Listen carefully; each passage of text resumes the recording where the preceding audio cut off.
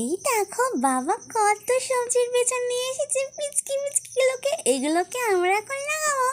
তার জন্য আমি মাঠে যাচ্ছিলাম। মাঠে যাওয়ার সময় দেখছি তা পিচকিরা এখন হোলি খেলতে শুরু করে দিয়েছে।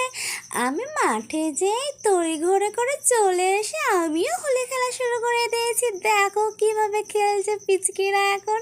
এদিকে গুড্ডিকেও বেলুন ছুটছে সব পিচকিরা। তারপরে কি মজা করছে দেখো আমাদের বাচ্চা কাচ্চারা। তারপরে আমি একটু হোলি মাখিয়ে দিলাম, আবিরকে রং মাখিয়ে দিলাম। আবির তো খুবই খুশি।